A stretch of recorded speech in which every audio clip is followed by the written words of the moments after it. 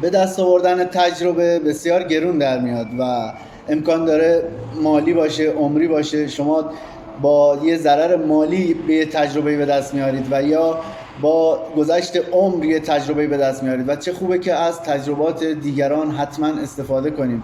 نکته که امروز من میخوام بهتون بگم بر اساس تجربه‌ای که خودم به شخصه در این ایام در شغلم که اکثر شغل‌ها هم فعالیت داشتم، حالا ساخت و ساز، پیمانکار، آرماتور بندی، املاک، خودرو، تریدر بودم و هستم، حالا چه فارکس چه ارزهای دیجیتال. نکته اولم اینه که یا نوجوانا 3 سال آخر دبیرستان تلاش کنن درس بخونن، حسابی شب و روز وقت بذارن درس بخونن، و یا از همون نوجوانی 15-16 ساله به دنبال یه حرفه خیلی خوبی باشن، یه هنری به دست بیارن. و به نظر من حد وسطی وجود نداره، این که من نه دنبال حرفه خاصی برم و نه درس رو به صورت خیلی خوب بخونم، فقط گذران عمر کنم. این اشتباه محضه، یعنی به دید من الان 38-9 ساله این اشتباه محضه. چرا؟ چون اگه بخوام به صورت معمولی درس بخونم، خب باید دانشگاه معمولی درس بخونم. حالا درسته که سهمیه‌ها هم هستن، همین سهمیه‌ها چقدر باعث شده جوونا ناامید بشن، ولی خب این سهمیه همیشه بوده و اگه به هر صورت 3 سال واقعا شب و روز تلاش کنید برای درس خوندن، آینده خودتون رو روشن میکنید. ولی اگر نه، خیلی علاقه به درس ندارید، حتما یه حرفه و هنری یاد بگیرید، از همون 15-16 سالگی وارد بازار بشید، در کنار حالا درستون که حالا به صورت معمولی حداقل تا دیپلم برید و اون موقع شما 23-4 سالتون که بشه یه شخصی که مقتدر با اعتماد به نفس، دستتون تو جیب خودتون، زندگیتون خیلی خوب جلو میره. ولی این که بخواین مثلا نه درس خوب بخونین، نه فعالیت حرفه‌ای مهارت یاد بگیرین، به صورت معمولی برین جلو، 25-6 سالگی بعد از حالا دانشگاه، حالا برای پسرها خدمت سربازی، تازه میبینین یه 25-6 ساله هستین و اعتماد به نفس کافی ندارین. چرا؟ چون به هر صورت پول یکی از مهمترین شرایط زندگی امروزه هستش و تازه میخواین شروع کنین. خب خیلی سخته، ولی اون شخص که از 15-16 سالگی شروع کرده، تو 23-4 سالگی دیگه تو اوج جوانی خودشه و اوج مهارت خودش و به خوبی زندگیشو جلو میبره.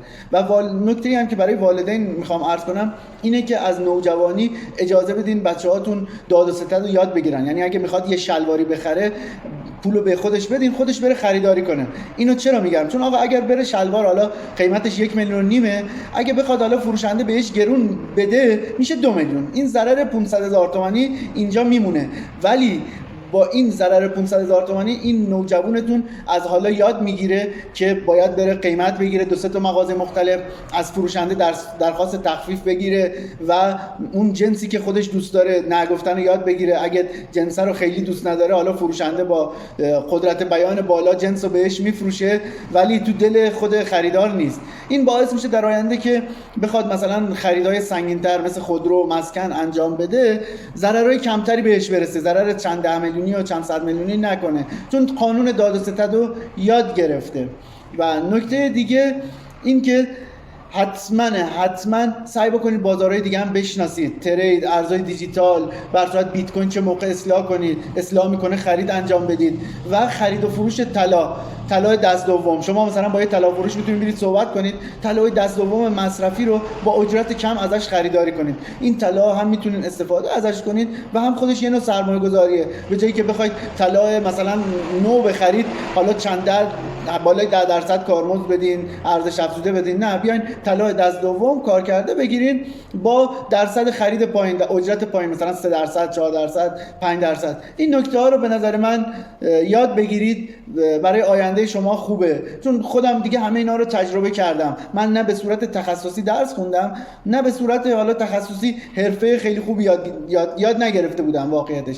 و از 25-6 سالگی وارد بازار شدم. درسته قبلش با پدرم اینا کار میکردم، کار ساختمونی، ولی این که خودم به شخصه از نوجوانی حرفه بسیار خوب و یاد بگیرم، نه.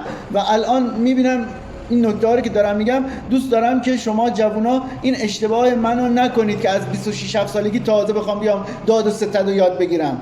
من خودم به شخص 6-7 ساله میدونم ماشین ثبت نامی چیه. 6-7 سال یعنی انجام ندادم، میدونستم چیه ولی انجام نداده بودم. طلا مثلا نخریده بودم. در صورتی که اگر از نوجوانی از جوانی این کارا رو انجام میدادم الان شرایط بهتر بود، الانم خدا رو شکر. ولی بحث من اینه که تجربه‌مو خواستم در اختیار شما نوجوانان قرار بدم. امیدوارم راضی باشین از این ویدیو و براتون خوب باشه. هدف من اینه که تجربه خودمو به شما انتقال بدم. متشکرم.